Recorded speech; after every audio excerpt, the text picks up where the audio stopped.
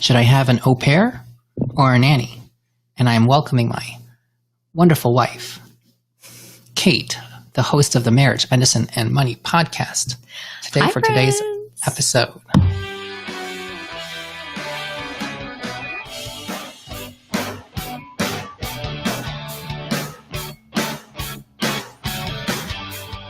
This is the 39.6 Facebook Live Finance Show, the show that teaches high earners like yourselves how to make your money work for you so you don't have to work for your money. We talk general investing, taxes, real estate, syndications, Airbnb, and even the car you drive. And actually, we also talk about all other things, money related and otherwise. And today we are going to go into a very important topic, childcare. Today's question comes from one of our guests from the 39.6 Facebook group. Please join our group. David asks, please tell us about your experiences with an au pair. Would you recommend one? All right. So, introducing again my wife, Kate. Hi, guys. She is the host of the Medicine, Marriage, and Money podcast. This is the launch week, and episode 1 was released on Monday, September 14th, and episode number 2 is coming out tomorrow. Can you tell us just a little bit about who or what will be covered in tomorrow's episode? Just a snippet of a preview? Oh, that's right. So tomorrow will be Dr. Vicki Chan Kim, and she is a ophthalmologist. She's a mother and a wife, Rodan and Fields extraordinaire, a TikTok star, social media expert, and she will be talking about children, the systems she has in place, how she has designed her life as a dual physician couple to make the most of your life. All right. And this episode is being released how soon?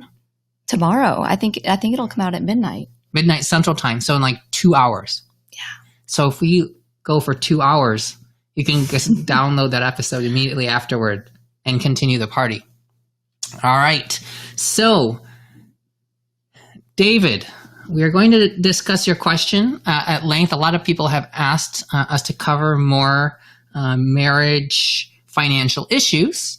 And so childcare is one of the biggest ones. So we will talk about au pair as well as nanny, as we have had both.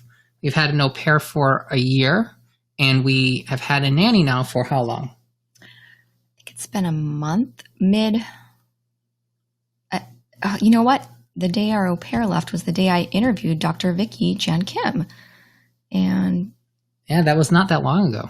It's probably a month and a half ago. About a month and a half ago. All right. Okay. So we'll go through a number of topics. First, let's talk about the hours. And before that, we had your mom. We had school. They were in school. Oh, well, yes, they were in school. But we had it. And then your mom lived with us for a year. It's very confusing because now we're going out of order. Okay. We have 2 children. When we had our first child, okay, my mother stayed with us and helped take care of the first child until she was 1 and then started daycare. When she started daycare / school, we did the drop off and pick up, and we didn't have additional care. Right. For a year and a half, we had school. Well, no, the au pair overlapped because of our second child. Right. So then we got an au pair before the second child came, but for about a year, we just did it all on our own. After the second child came, we got an au pair. Okay, we should have discussed this before we went live. It's okay. We have 2 children. Okay. When the first child was born, my mother helped us for a year. After that 1 year, from age 1 until she turned 2, it was just us. Just us. There was no nanny. There was no au pair. It Right. was just us in daycare. Okay. Before the second child came, we got an au pair. And then the second child came. Oh, no, the second child came and then we got an au pair.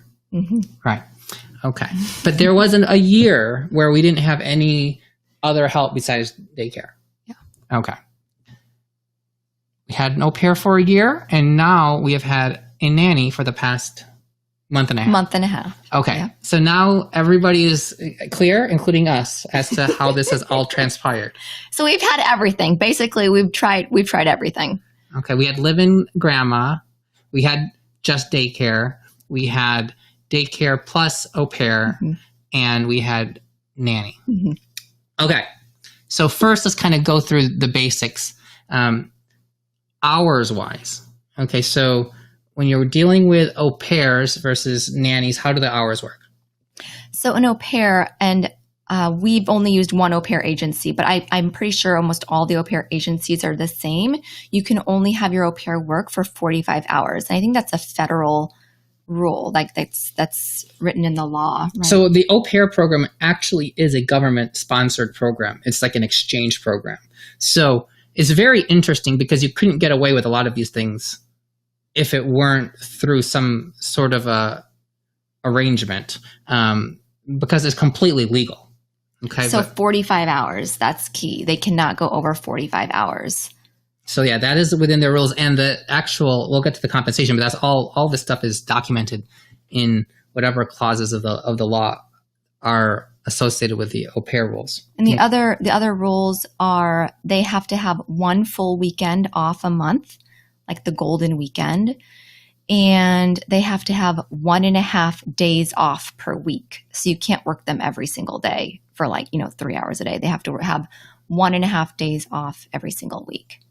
Okay. And then vacation, they get 10 vacation days. Over the course of the entire 12-month period. Okay. And you hire them for a term, right? For how long is the... You can hire them for, I think, a year and a half, or 2 years. Is that what it? Or they come for a year and then you can extend them. So if you're happy, if you guys are both happy, you can extend them for another 6 months, or you can extend them for a whole nother year to make 2 years. But they cannot stay in the country legally working as an au pair for more than 2 years, with some exceptions. And I'm sure there's a lot of exceptions right now because of COVID, but we hired her before all this stuff happened. So. All right. So yeah, there are pretty strict rules as to that, but yeah, basically it's 12 months or 18 or 24 months in total. They're only allowed to do a 2-year stint at most, from my understanding, through the exchange program. So if you keep them for 12 months and then they decide to extend with another family for another 12 months, then that's it. They can't extend further, or at least to the best of my understanding. Now, when you're hiring a nanny... Yeah, you don't have to worry about that, right? I mean, all you have to worry about is if they move, if something happens in their family where they have to go somewhere else. So they can work as many hours as you guys agree upon. Right. And I mean, you have to pay them legally, at least. Legally, right. You should pay them legally. Legally, you pay them for 40 at a set rate for 40 up to 40 you pay hours. Them hourly. You pay them hourly. Hourly. Or on salary. And then above 40 hours, you have to pay them time and a half. You have to pay them overtime. Yeah, overtime. Right. So there are federal rules about how these things work. So you should be in compliance with those federal rules. One time and a half is, like, I think the minimum for overtime, but I think you can pay double, but you just have to be in compliance, and I highly recommend utilizing a payroll company to cover this so that it's all taken care of. Okay. So, and we'll get to more about how they're paid and whatnot in a little bit. In terms of what they do, okay, so this is really what's most important, right? Because when you're hiring care, you're ultimately outsourcing labor, right? And that's what you're hiring them for. So not just how much you're paying them, but what you're actually getting for what you're paying for. So what types of duties could you go through? Did our au pair do, and what are we allowed to ask them to do per the au pair rules? So our au pair, she could cook and clean after the children, but only the children. So she could make the children breakfast, lunch, or dinner, but she could not make the family meals. Like, we could not tell her she had to make meals for the family every day.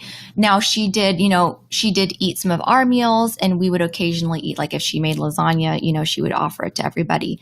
But they are not going to be making meals every night for the whole family. And then cleaning and laundry, they can do the children's laundry, and they can clean the children's room or the children's toys or the mess the children make at the table or in the bathroom, but they cannot clean up after you or any adults in the home. So, I mean, they'll clean their own room and their own bathroom if you give them a bathroom, but that is it. And then the nanny, of course, is whatever you guys work out between you and the nanny. All right. Now, how about like a live-in nanny versus what's the opposite? So we talk about this tomorrow on my second episode of Medicine, Marriage, and Money with Dr. Vicki Chan Kim, because she has a live-in nanny. So you'll want to listen to that. So we have never had a live-in nanny. Except for like my mom, but she wasn't a nanny. She was grandma. Right.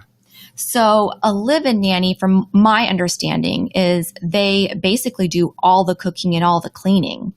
Like they live and they're basically doing all the stuff to run the house, except for they really don't manage the kids as much as you would. So that's my understanding.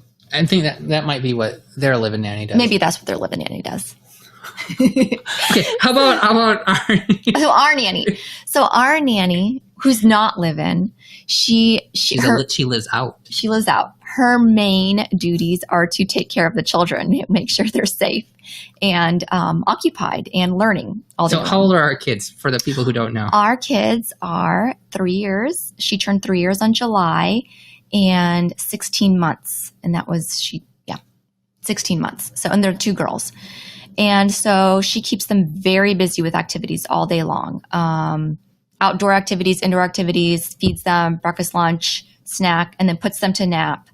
And then she also does their laundry. So we agreed, and we put all this in our contract when we were, and we also disclosed this when we were interviewing people, that we would be expecting them to do the children's laundry once to twice a week, that we were expecting them to make breakfast and lunch for the girls, whatever that may be, macaroni and cheese or sandwiches actually our nanny, we got really lucky. She cooks every day, but that's because she wants to. And we kind of leave it up for her. She asks me, or she tells me what to buy, what groceries to buy, and I buy it, and then she makes food. That's not the same with every family. I know some families will be pickier and say, this is what I want my kids to eat, but we just have food allergy restrictions, and she abides by those.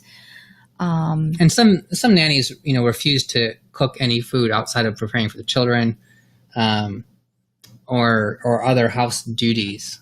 I think it's really up to what your nanny enjoys. And our nanny loves cooking, and she loves feeding us, basically. Well, I don't know how many people love cleaning. Cooking.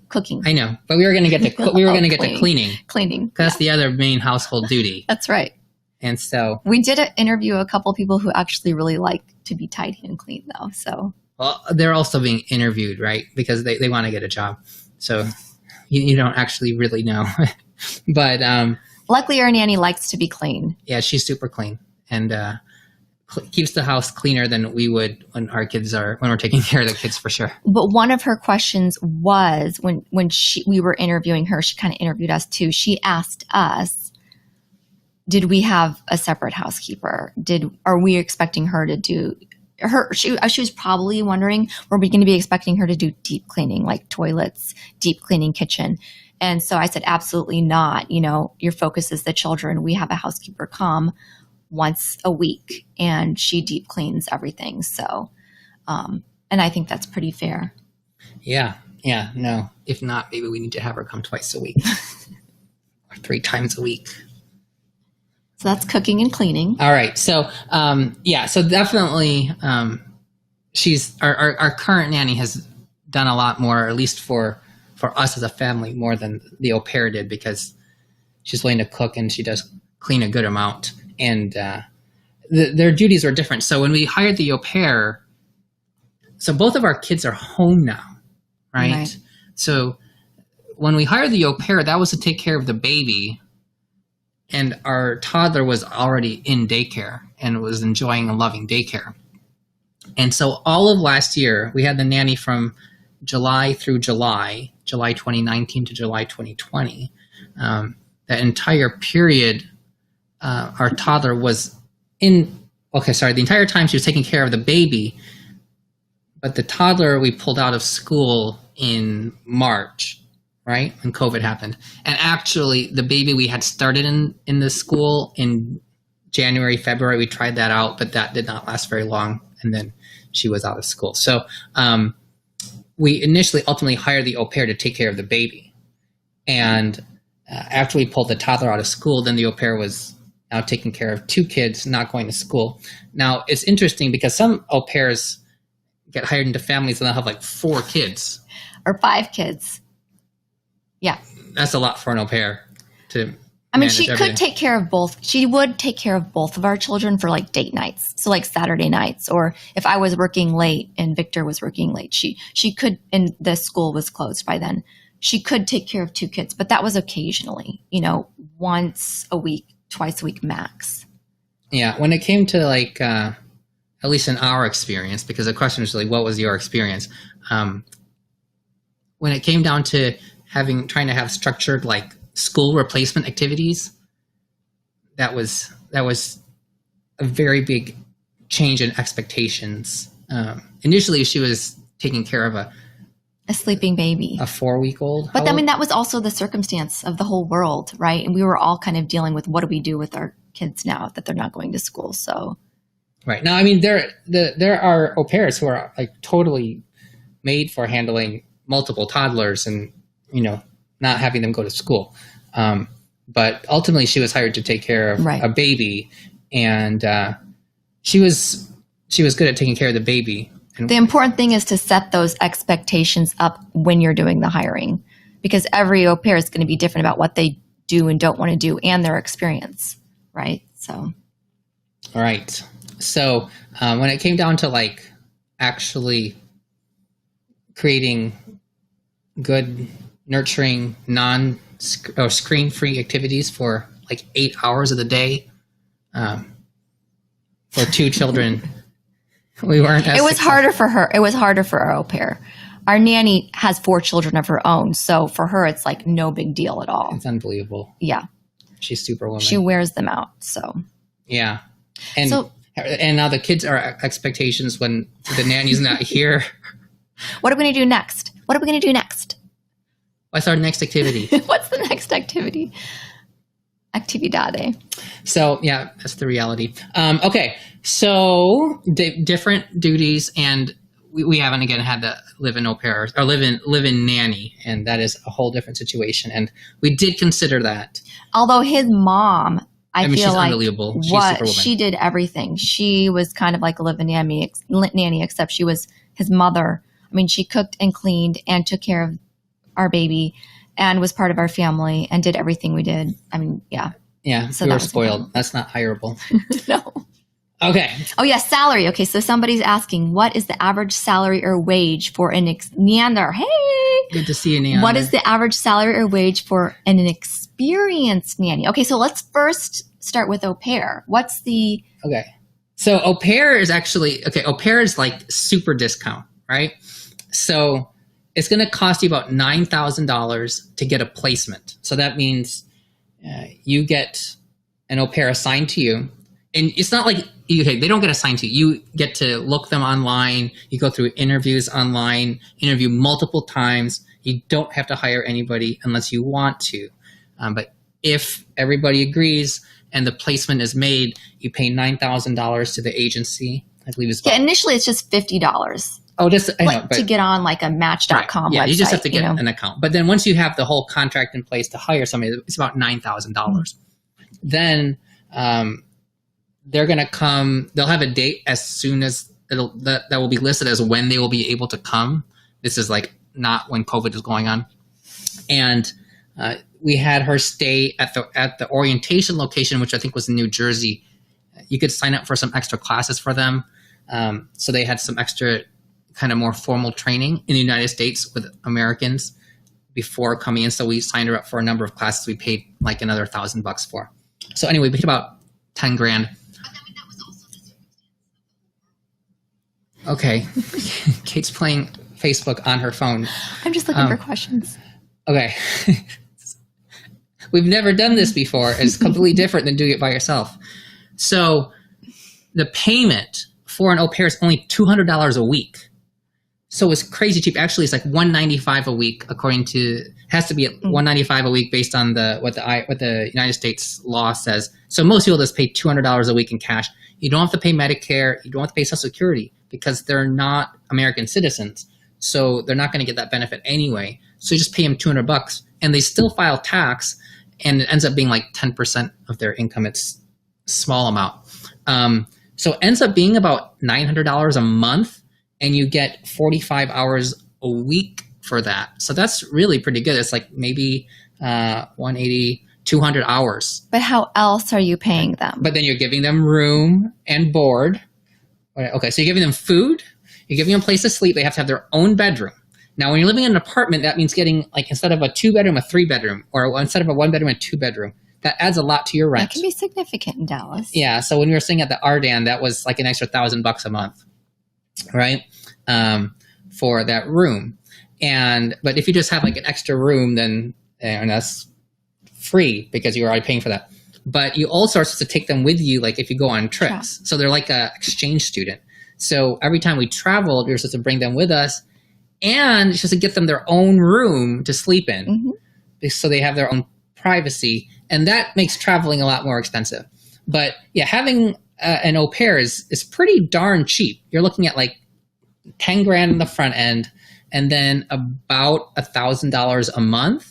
So you're paying like $20,000 a year for the au pair. And a nanny this day and age in 2020, one of my friends tried to get a nanny at $15 an hour for a newborn. You can't get $15 an hour in Dallas anymore. Like last year before, if you had one child, you could. But no, you have to pay at least, you have to be around $20 an hour. I think $18 an hour you may be able to get for one kid. When we first came here, people were telling me like for babysitting, 15 for one and 20 for two. Okay. But in 2020 with COVID, the demand for childcare is so high, you're basically paying $18, $20 per hour for 1 to 2 children. You don't really get that discount for one child as much anymore because they'd rather get an extra $5 an hour and take care of 2 kids, because professional nannies, they can handle 2 kids, no problem. They often are handling 3 kids. So they just want the extra money. So an experienced nanny, our nanny, we pay her $20 an hour on top of the table. So ends up being $20 plus we pay Social Security and Medicare. So that's another 7.65%. So looking at $21.50 an hour, and we give her almost 40 hours a week. We haven't paid her any overtime yet, but 35 to 40 hours. And then if we, she doesn't want to work weekends unless we really need her to, but we hire somebody else to cover weekends if we need it. But yeah, in Dallas, you're paying $20 an hour to have anybody with experience, and even people without much experience, you're still going to be paying about $20 an hour. And how do we pay her those $20? So Poppins Pay is what we use for our payroll service. Okay, and that is, I've done payroll for like my businesses. Poppins Pay is unbelievably easy. It took me less than an hour to get everything set up, and that was only because I had to find out what our tax ID number was for my CPA that we used to pay my mother a couple of years ago when we paid her. So I didn't want to make a duplicate tax ID number for our household. So yeah, it took an hour. So Poppins Pay, and if you use it, we can give you our information so you can get a free month, and we get a free month. But we love it. A number of our other friends use it, and I don't know, it's not expensive. It's maybe $30 a month or something like that. It's totally worth it because payroll is a pain in the butt, and it takes care of everything. Every Friday, we do weekly payroll, and then every Friday morning, I just edit the pay stub if she worked less than 40 hours, and then a few days later, she gets that money in her bank account, and they'll take care of all the tax forms. So when we hired our nanny, when you hire the au pair, there's a contract that the au pair agency does with them, and there's a contract that we do with the au pair agency. So they are a third party and intermediary. It's like having a realtor, right? So both people sign that. If it doesn't work out with an au pair, then there are various options. So first, Yeah, go ahead. First you do mediation. So it's not like you just get an au pair and you're just like set loose. Like you're paying that $9,000 we paid for a placement fee. We are paying for a person to kind of help us navigate the new au pair world. So we had a couple different people who I would reach out to for help very frequently in the beginning, actually, just to like kind of navigate the different cultural expectations and ways. So we had what do you even call them? They're kind of like your host.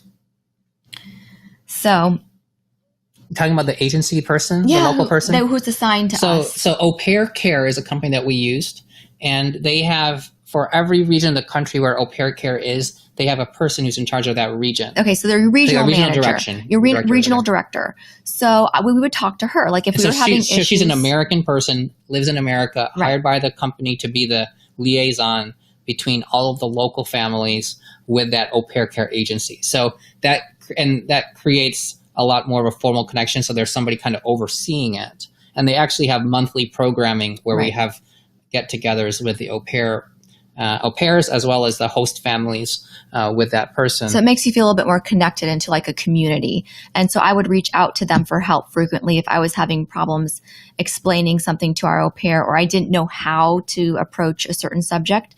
And if issues ever do arise, and you can also go through like mediation. They would arrange where they're on the phone, or it used to be in person, but now like you guys all do like a Zoom together and talk about issues you may be having and try and work it out. Now, after that, if the issues do not get worked out, you can rematch. You know, if you're not happy with your au pair, you'll say, okay, we need to find somebody else. You're going to need a rematch. And vice versa. If they're not happy with the family, they can say, I want to find a different family.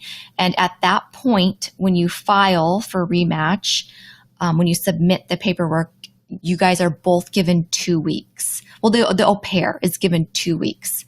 And so she has to start interviewing again. She lives with you for another 2 weeks, where she can continue to provide services for children and you're continuing to give her room and board. But then she's also going to be doing interviews in her free time so she can find a different family. It can be a family in the same city or town, or it could be a different state. I mean, it can even be a different part of the country, different country. So, and if they do not find another family another family in 2 weeks, then they go back home to their home country. And this was before COVID. I know certain countries their airports are closed down right now, so I don't exactly know what's happening right now. Well, I think right now, so many families want au pairs that they're just getting gobbled up. It doesn't even matter if they're like good or have red flags or anything. So, and then for the family, you're given, you can find an au pair quickly if there's one available. So you're allowed to search again. Yeah. That $9,000 you pay up front, that covers you for the whole year. Mm-hmm. You don't have to pay that cost again. That's like a all-in cost for the year. You're basically paying that to au pair care. That's how they get paid. The nannies get paid that $200 a week, but that $9,000 covers the cost of that organization, which honestly, it's such a small amount of money ultimately for everything that is done, because they have to do all of this recruitment internationally and be in compliance with the government and nice to government. And, these people have to get visas to be here. So to handle all that stuff, it even includes insurance for them. So you don't have to worry about them being here uninsured. So it's actually a really good deal, at least financially, because they're taken care of. And it's like through United Healthcare, they have a plan, so they can actually just go to any other, doctor or ER or whatever, and you don't have to worry about having, if a catastrophe were to occur, having any actual financial liability associated with that. They can get taken care of here. So that was one of the biggest things I was concerned about, because having somebody foreign here navigating the healthcare system is a lot more challenging when you don't have insurance. So So yeah, that's how it works. If you extend for another additional year, you have to pay that $9,000 again. I thought that $9,000 was It's free. a little discounted. It's like, Yeah, seven. Right, you get a little bit less, but you're still basically paying again. Leander, great to see you. All right. So yeah, it's financially very well worth it, especially if you have multiple kids. And you're willing to put in a little time and effort on your part, right? Because they're young. How old are they? Anywhere from like 18 to 25. Yeah, I think 18 to 25, 18 to 26 maybe. So they're not professional nannies, and they are not considered a nanny service. Like, they're not going to be professional nannies usually ever. This is considered a cultural immersion program. I mean, think about like a foreign exchange student from high school. They are coming to a different country to learn a different language and learn a different culture. And in exchange for the opportunity to live in your house and have that cultural experience, they're giving you 45 hours of childcare. So you can imagine you're going to be teaching them a lot. What did we teach our au pair, Victor? Not English. Okay. Our au pair did not want to learn English, which was okay for me, but not for our household. I mean, I speak pretty good Spanish. But he didn't speak her Spanish, so I could not understand her Spanish. That's okay. And this is the other important thing, is to realize that hiring an au pair is like asking somebody to marry you for a year. Like, it is a marriage. It's a relationship. So if you don't get along with all their quirks and you guys don't jive, then you're sooner rather than later, you need to try and go into that rematch, right? I mean, after you've gone through mediation or tried to work things out. I think we learned that a little bit late in the game. I mean, we had a very good experience, I think, overall. She loved and took care of our children. But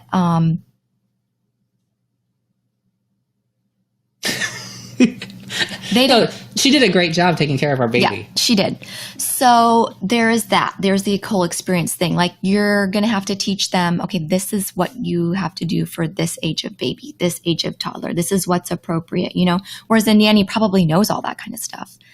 And then the other big thing is onboarding, right? So when they come into your country, you need to go to the DMV and yeah, just hire a real trained nanny. We had a good experience for that year. So you have to take them to the DMV, get them a driver's license or an ID of some sort, social security card. So there's like, go to the bank, get a bank account so that you can pay them on whatever app or service you want to pay them through. So then there's that, onboarding that takes a few weeks. But after that, everything was pretty smooth sailing for us. Yeah, logistically, it's really easy. You're paying $200 a week. And we didn't expect our au pair to drive since she was just staying at home taking care of the baby. We did have other plans when we were planning to rematch her for a second year, but then all of that changed once COVID started. So, and kids didn't have to go to school anyway. Yeah, and a lot of them, they have their profiles that say what their experiences are, if they drive, blah, blah, blah, blah, blah. For a lot of people, I know they have au pairs and their kids are in school, and so the school is doing, all the educational portion, right. And the au pairs are really just helping manage the household in terms of getting the kids out of bed, getting them ready for school, dropping them off at school, picking them up from school, and then helping, with bedtime and whatnot. And so having an au pair in that Perfect. Situation actually is very nice because it's really cheap labor. You're not really expecting too much out of them. They're also actually required to take class, because this is an exchange program. They're supposed to take a college class. Usually they take English while they're here. 6 credit hours. Yeah, throughout the year. 6 credits. So they can, do that during the daytime while the kids are at school.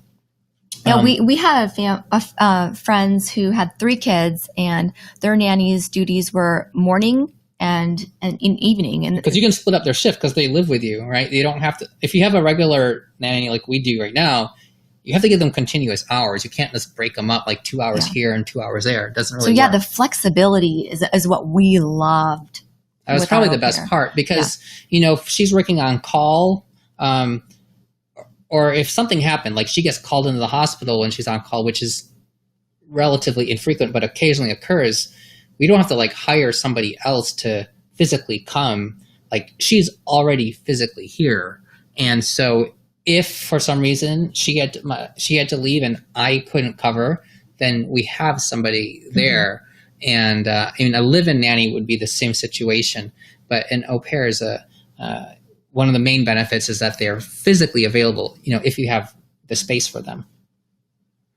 All right. Right. Okay. So if you need a driver, you can hire somebody who's a really good driver. And like certain European countries, the au pairs are known to be really good drivers. Or if you need a good swimmer, so you just set all those expectations up at the beginning. Yeah, you can actually even ask them, the person here said, if you want them to drive, you can actually ask them to video like them driving for like a long period and send that over to you. So you can really see what they, how they can drive, because for a lot of people, that's a very important part of what they do. Like dropping the kids off at school and picking them up, or dropping off at activities, is one of the most tedious, time consuming things that, we do. And if you're stuck at work and you just can't do them, then you really need to outsource that. Okay. So, where are we at? We're on the privacy issue. The privacy issue. Because some people, like a lot of people, even some of my friends are like, how do you have somebody living in your house, right? How do you have somebody living in your house? For us, so first of all, when you get married, you have somebody living in your house. Okay, then that you was have a little kids. strange, at first. Yeah, then you have kids. And then there's some other people living in your house. Right. Yeah. Right. So and then you have to get used. Then you have like a housekeeper. Then you're like, oh, now there's a person here. Like, no, you're right. Every stage is a little awkward. Like the housekeeper, when we first hired a housekeeper, we're like, what do we do? Yeah, I don't want to clean the house. Am I supposed to help her clean? I feel a little awkward. No. I'm paying the person. Yeah, like every change or every time something, it's a little bit awkward, but it becomes normal really quickly. Like, I mean, if you want other people to do things, they're going to have to be around. It's like, if you're going to do all your own plumbing, fine. But if you're going to hire a plumber, the plumber has to be there. So that's just the reality of it. So if you want someone to be available all the time, then they have to be there, unless you get them a place next door. Now, like if you have a casita in the back, then that's like fantastic. Right now, like in our area, you can't just legally I just can't pop in a casita in our side yard. But I liked our au pair to be around. Like I like to be able to. Our daughter would occasionally stroll into her room and say hi, and then come back out. And I think she's also was a big homebody and a very big family person. So I think she liked to be around us. And then one of her friends who was always like in that casita kind of felt secluded from the family. I don't know. It just depends on the au pair, really. And then what they do in their free time too. Those are all questions you have to ask when you're interviewing. What are you doing in your free time? So these people are coming from all over the world, right? You can hire from wherever. They can be from South America. A lot of them, at least locally here, are from Colombia. But there's Europeans, there's some in Asia, and different agencies have more in different areas. All over Asia, South Africa, all over Europe. So, and they all. But they're people who are usually 20 to 25 years old or 18 to 25 years old, and they're coming to the United States of America. So they're going to want to socialize and go out and do things. And so you have to decide if you want somebody who's under 21, or if you're okay with that, or somebody who definitely has to be over 21, because they're going to be hanging out with other au pairs and going out. And they're probably from a country where people 18 to 21 can drink legally anyhow, right? So that's another issue. With nannies, then they have their own lives already. Right. So, and you just set the ground rules. Like when we were interviewing for au pair, we sent her like 3 pages worth of, these are all of our house rules. And it's basically like you're treating them like a teenage. I mean, you're like, we're going to be your parents for a year. So you cannot bring a man into the house. You cannot smoke. You cannot, all these things. And they will look at that and see if you guys mesh, basically. Yeah. All right. So, contract.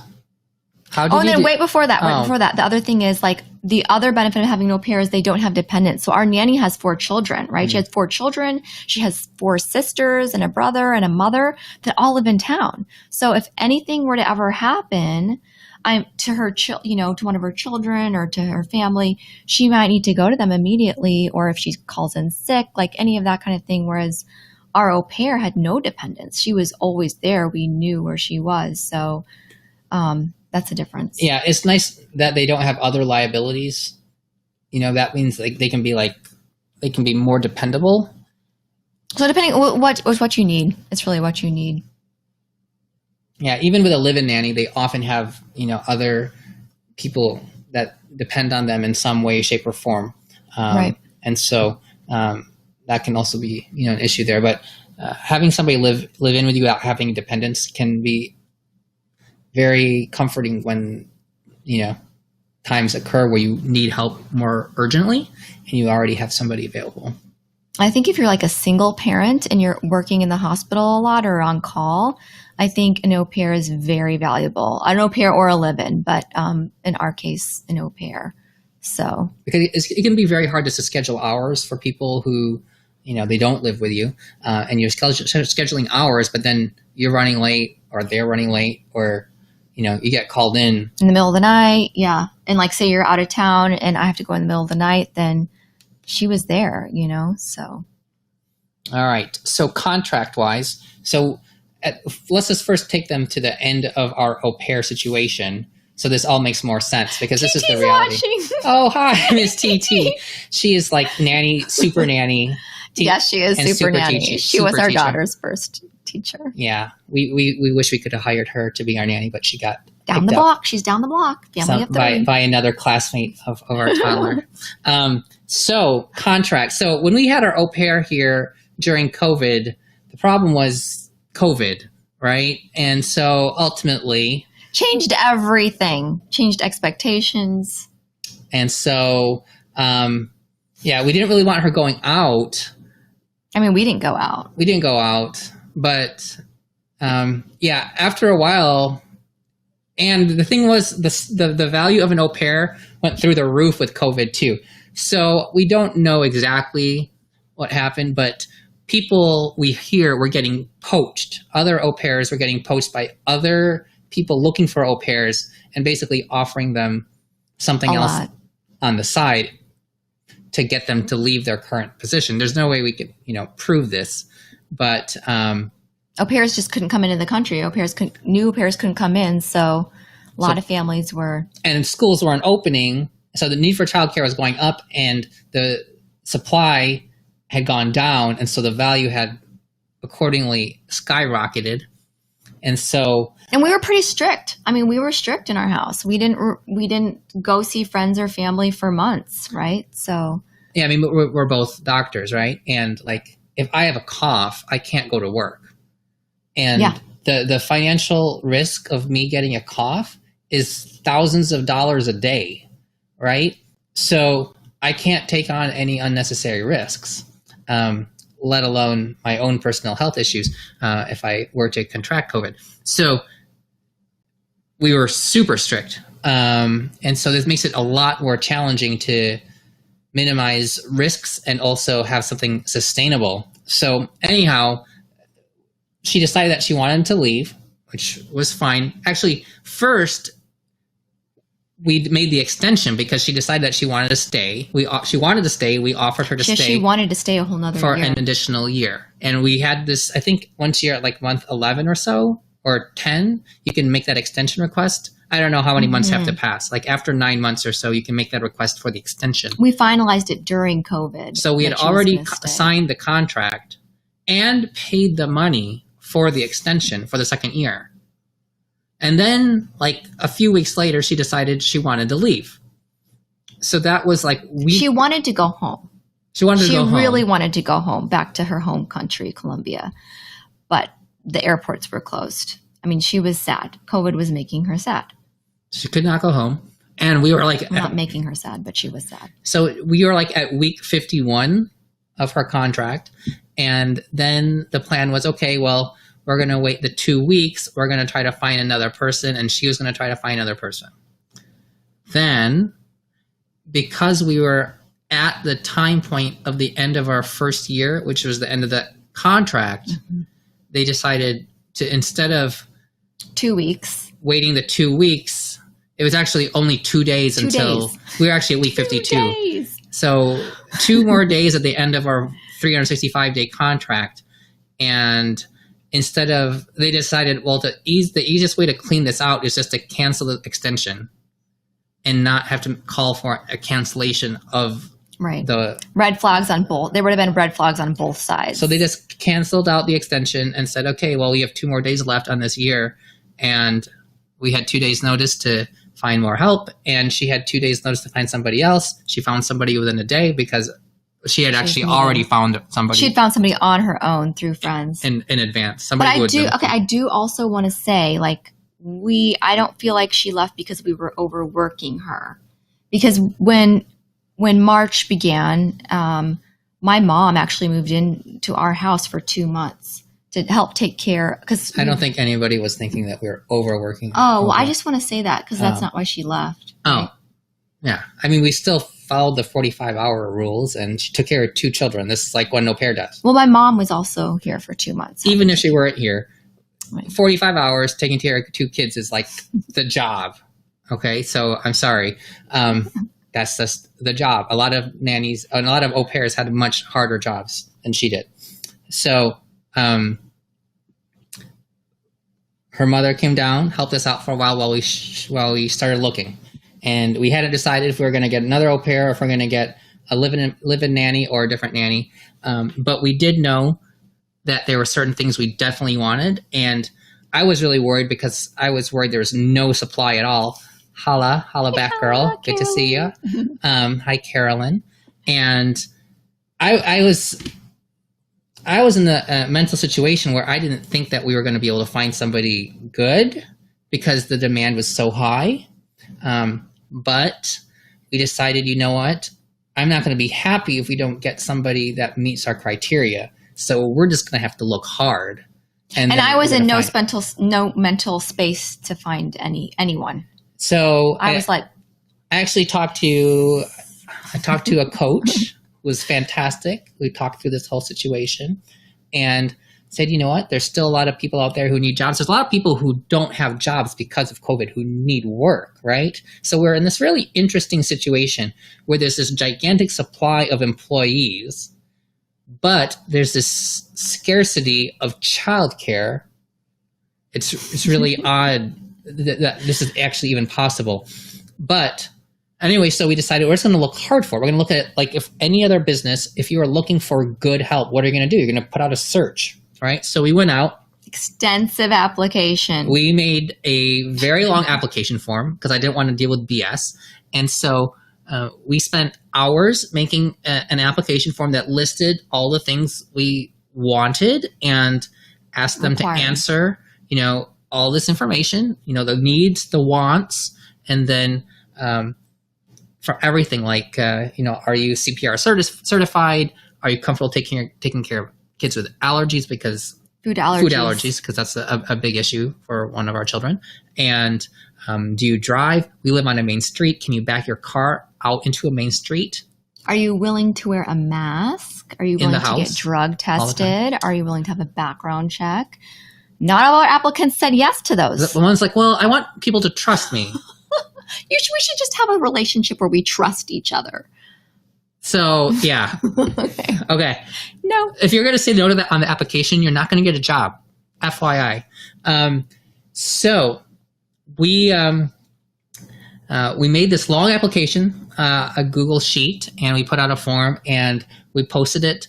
And I was surprised on a neighborhood Facebook group. But this is a big Facebook group. Yeah, very, very big one. It's like for the neighborhood, but it's like people from all city, all over Dallas use it. It's a babysitters club for babysitters, and also for people who. So it's a Park City's babysitters. Both sides. So people who are looking for childcare, people who offer childcare, and without having to go to a third-party agency like Care.com or otherwise.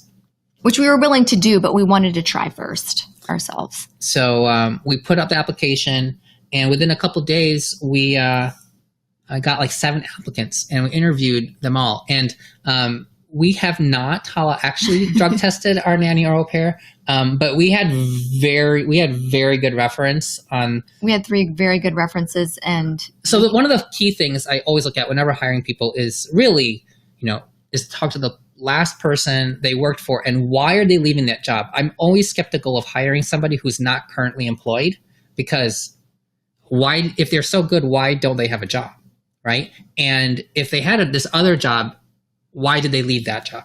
So there's always a flag. So this one we hired, we got very lucky. This person, so lucky, they were working for another family only a mile away, and they were moving.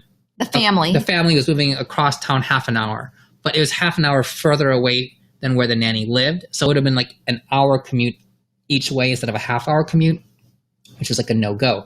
So we literally just swooped her right when she became available, and that was it. And she had worked for that family for 2 years, had done an incredible job, and she filled out the application, and she even came to our Zoom interview within like 5 minutes notice.